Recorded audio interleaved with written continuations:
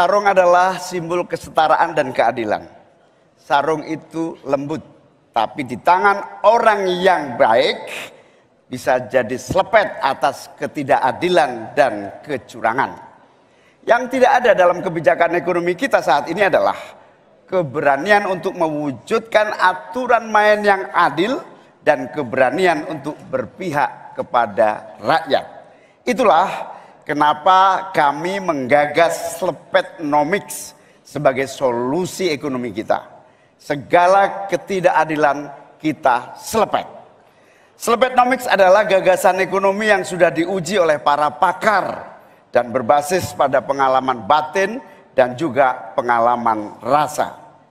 Ke depan, proyek yang menyedot begitu banyak uang rakyat hanya untuk memenuhi selera tertentu, kita harus selepet. Kita hadirkan perubahan berupa pemerataan dan pembangunan kota-kota dan desa-desa di seluruh Indonesia. Ke depan, kecurangan pembuat aturan yang merangkap sekaligus pemain bisnis harus kita selepet. Kita bangun kesetaraan bagi semua pelaku usaha untuk maju bersama. Dengan Slepetnomics kita pastikan pembangunan ekonomi Indonesia dikerjakan pakai hati, pakai otak. Sekali lagi, pembangunan Indonesia dilaksanakan pakai hati, pakai otak. Mari kita berdoa, semoga insya Allah saya dan Mas Anies memimpin Indonesia, kita kerjakan pembangunan dengan menggunakan pakai hati, pakai otak. Semoga kita senantiasa diberi kekuatan untuk mewujudkan perubahan bagi bangsa kita. Amin. Untuk menyampaikan saudara-saudara seluruh bangsa Indonesia, kami Ganjar dan Mahfud ingin memastikan untuk menyelenggarakan negara yang bersih melalui penegakan hukum tanpa pandang bulu.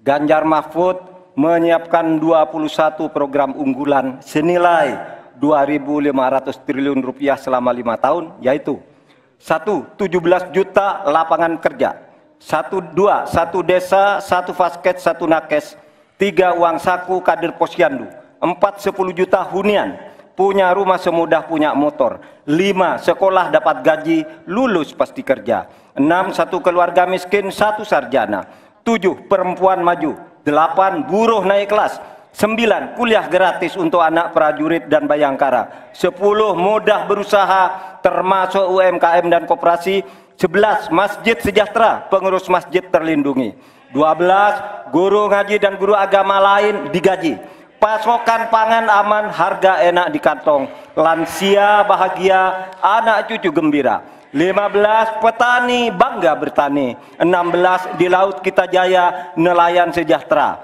17 disabilitas mandiri berprestasi, 1 desa 1 mobil akses, 18 internet super cepat gratis dan merata, 19 bansos pasti lanjut tapi harus tepat sasaran, 20 sikat KKN, dan terakhir KTP Sakti. Segala kebijakan pemerintah harus mengutamakan kemakmuran dan kesejahteraan rakyat, termasuk memelihara fakir, miskin, dan anak terlantar seperti ketentuan pasal 34 ayat 1 Undang-Undang Dasar. Semoga niatan baik dan keikhlasan kami mendapat ganjaran ilahi dan tercatat di Lauhil Mahfuz. Selesai. Indonesia ini negara besar. Kita harus bersyukur di tahun 2020 sampai 2030 nanti kita akan mendapatkan bonus demografi. Saat itulah sebagian besar penduduk kita ada pada usia produktif. Ini kesempatan kita untuk meningkatkan produktivitas nasional. Peluang untuk menuju Indonesia emas makin terbuka lebar. Tapi Bapak Ibu yang saya hormati, teman-teman sesama anak muda, ingat, kesempatan ini hanya datang sekali. Kesempatan ini tidak akan terulang lagi. Untuk itu kita harus kerja keras, kerja fokus, berani melakukan lompatan. Saya ucapkan terima kasih kepada Pak Prabowo yang sudah memberikan saya kesempatan untuk ikut andil dalam kontestasi ini.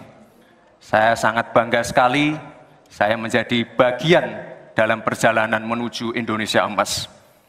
Saya ucapkan terima kasih juga Prof. Mahfud, Gus Muhaimin. Saya sangat senang sekali bisa satu panggung dengan orang-orang hebat seperti ini. Senang sekali anak muda bisa bertukar pikiran dengan ketua umum partai dan seorang profesor. Sekali lagi, terima kasih. Anak-anak muda harus saling mendukung, anak-anak muda harus saling bergandengan tangan. Saya yakin Indonesia Emas bisa tercapai. Terima kasih. Wassalamualaikum warahmatullahi wabarakatuh. Selamat Natal dan Tahun Baru.